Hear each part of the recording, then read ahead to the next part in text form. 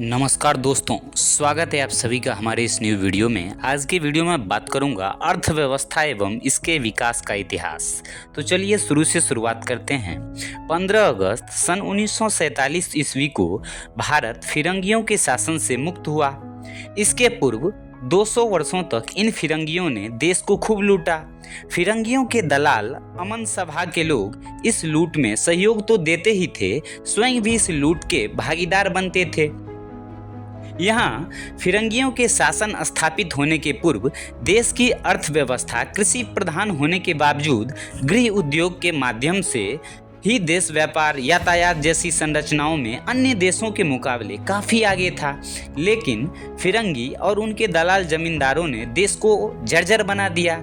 यहाँ के गृह उद्योगों को नष्ट करने में इनका बड़ा हाथ था। अपने जीवन यापन के लिए लोग आय का अर्जन करते थे।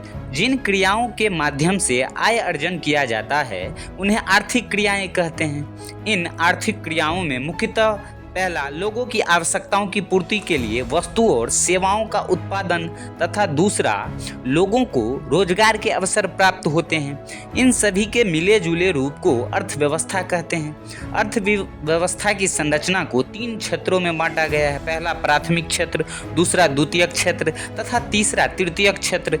अर्थव्यवस्था के 3 प्रकार हैं। पहला पूंजीवादी अर्थव्यवस्था, दूसरा समाजवादी अर्थव्यवस्था तथा तीसरा मिश्रित अर्थव्यवस्था। आर्थिक विकास कोई तत्क्षण होने वाली स्थिति नहीं है, यह वर्षों के प्रयास के फलस्वरूप आज की स्थिति में आई है।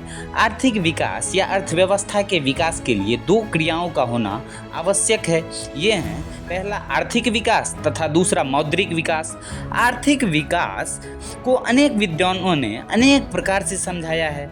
उनकी कही हुई बातों को परिभाषा कहते हैं। मौद्रिक विकास मुद्रा के आविष्कार के बाद हुआ। इसके पहले वस्तुओं की अदला बदली से काम चलाया जाता था। मौद्रिक विकास की गाड़ी आज काफ़ी आगे बढ़ चुकी है। आर्थिक विकास की माप के लिए सूचकांक का उपयोग होता है। सूचकांक अनेक हैं, जैसे पहला राष्ट्रीय आय, दूसरा प्रति व्यक्ति आय, तीसरा मानव विकास सूचकांक तथा चौथा उपभोक्ता व्यय।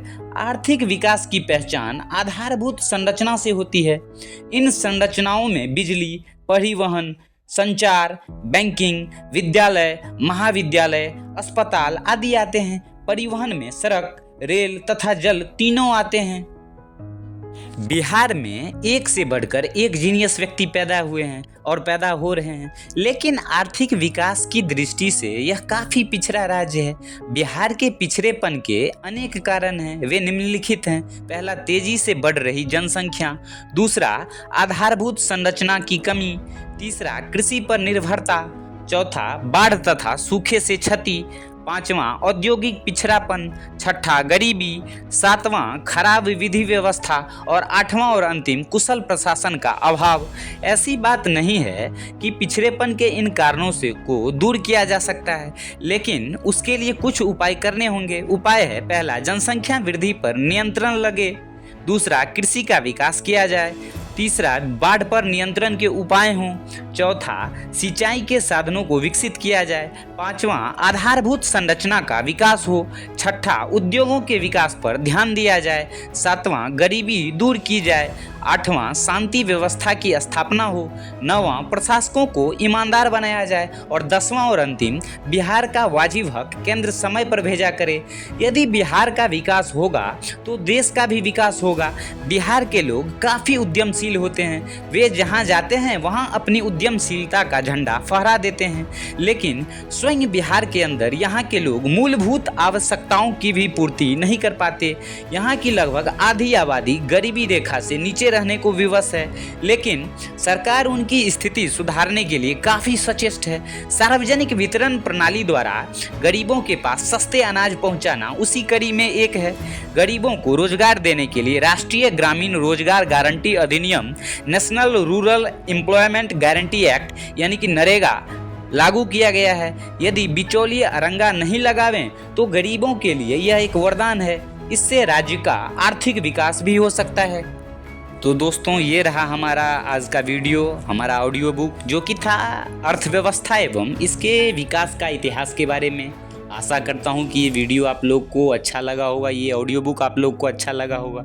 यदि अच्छा लगा हो तो प्लीज़ अधिक से अधिक लाइक करें, शेयर करें, सब्सक्राइब करें और कमेंट ज़रूर करें। अपना रिव्यू जो है वो फीडबैक ज़रूर दें कि आपको कैसा लगा ये वीडियो और आगे किस टॉपिक पे आपको वीडियो चाहिए वो भी ज़रूर कमेंट में बतावें। फिलहाल आज के लिए इतना ही, मिलेंगे आप सबों से फिर कल किसी न्यू टॉपिक के साथ, न्यू ऑडियो बुक के साथ, न्यू वीडियो के साथ। तब तक के लिए थैंक्स फॉर वॉचिंग।